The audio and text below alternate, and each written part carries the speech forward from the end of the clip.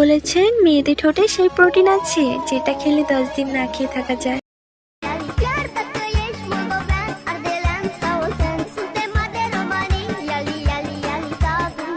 শুধু ওড়না সরিয়ে ডাব দুটা দেখে লাভ আছে?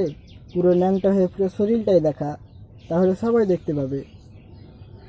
ভিউজ পাওয়ার জন্য আর কত নিচে নামবি? খাঙ্গি মাগি, তোরা হচ্ছিস জন্ম থেকেই খাঙ্গি। আর বললাম না খারাপ করে কিছু। এই যে ভাই এইদিকে, আমি বলছি এইদিকে, চ্যানেলটি সাবস্ক্রাইব করেন, এখনই চ্যানেলটি সাবস্ক্রাইব কর। সাবস্ক্রাইব করলি ভাই, এখনই সাবস্ক্রাইব কর ভাই, প্লিজ চ্যানেলটি সাবস্ক্রাইব করে দেন ভাই, প্লিজ 1000 সাবস্ক্রাইব জুটিয়ে দেন ভাই, প্লিজ প্লিজ চ্যানেলটি সাবস্ক্রাইব করে দেন। ধন্যবাদ। কবি বলেছেন মেয়েদের ঠোঁটে সেই প্রোটিন আছে যেটা খেলে 10 দিন না খেয়ে থাকা যায়। আর ওই কবি যদি বেঁচে থাকতো তাহলে ওই কবি আবারও বলতো যে তোদের মতো মেয়েদেরকে দেখলি যেন রাম থাপ দেয়। আর কি বললি, তোদের ঠোঁটে যা প্রোটিন তা দিয়ে 10 দিন না খেয়ে থাকা যাবে। আরে খাঙ্গি মাঙ্গি, তোদের দেখলি তো থাপ দিতে মন করবে আর অন্য কিছুই না।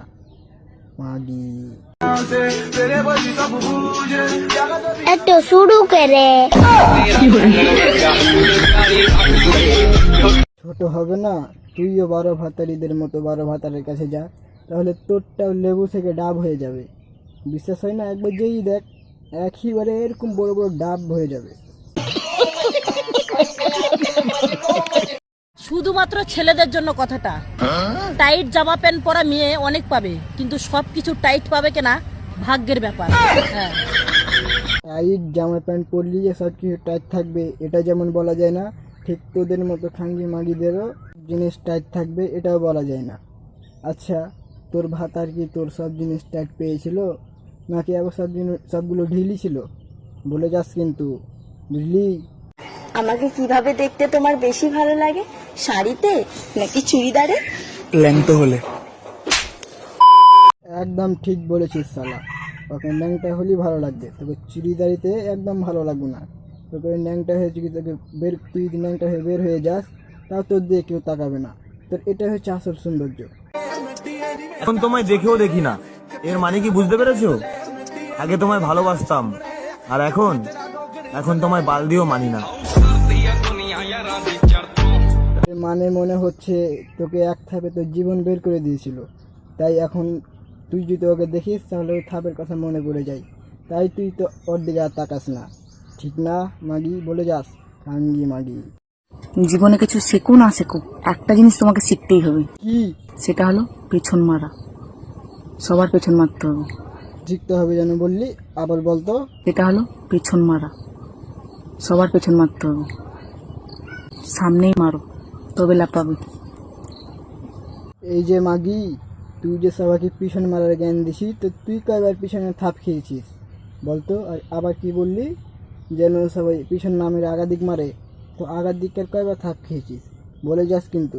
ছোটবেলায় যারা বেলুন ফুলিয়ে খেলতো, এখন বড় হয়ে তারাই বেলুন লাগিয়ে খেলে। একেই বলে সময়ের পরিবর্তন। আর তুই মনে হয় ওই বেলুন দুর্ঘটনায় জন্ম নিয়েছিস, না হলে এরকম জ্ঞান দিস কেন শালা? আর পাশেরটা কি হাসি ফের, মনে হচ্ছে ওই একই দুর্ঘটনায় জন্মগ্রহণ করেছে। খাঙ্গি মাগি। পৃথিবীতে সব থেকে ভালো ভবিষ্যৎবাণী কারা করতে পারে বলো তো? কি বলতে পারলে না তো? না, আমরা ভবিষ্যৎবাণী করতে পারি না। তুই বল, কে সবচাইতে বেশি ভবিষ্যৎবাণী করতে পারে? মাগি। ছেলের বাবারা। আচ্ছা, কারণ তারা আগে থেকেই বুঝতে পারে ছেলে খাট ভাঙবেই বাসর রাতে, ওই জন্যই তো মেয়ের বাড়িতে আগে থেকে খাট চেয়ে নেয়। তোর বেলা ওই আর খাট লাগবে না, কেননা দেখে মনে হয় তোর এই জিনিসটা হাবলা হয়েই আছে। তা না হলে তুই জানিস কি করে যে বাসর রাতে ছেলেরা খাট ভাঙবি?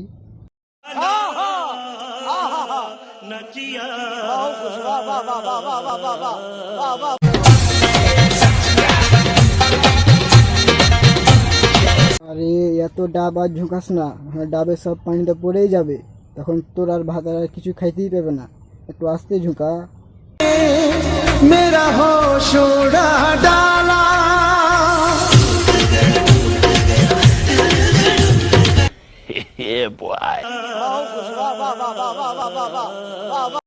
উফ, উফ, এই গরমে কারোর ঘাম বের করে দিচ্ছে। আর এই গরমে কারোর ঘাম বের করে নিচ্ছে। এই যে খাঙ্গি মাগিরা, তোরা কয়বার ঘাম বের করেছিস বলে যাস কিন্তু।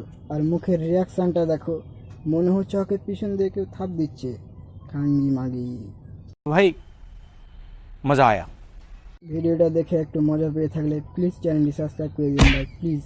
1000 সাবস্ক্রাইবার কমপ্লিট করে দেন ভাই, প্লিজ প্লিজ। আর মাত্র 700 সাবস্ক্রাইবার লাগে, কমপ্লিট করে দিন ভাই, ধন্যবাদ।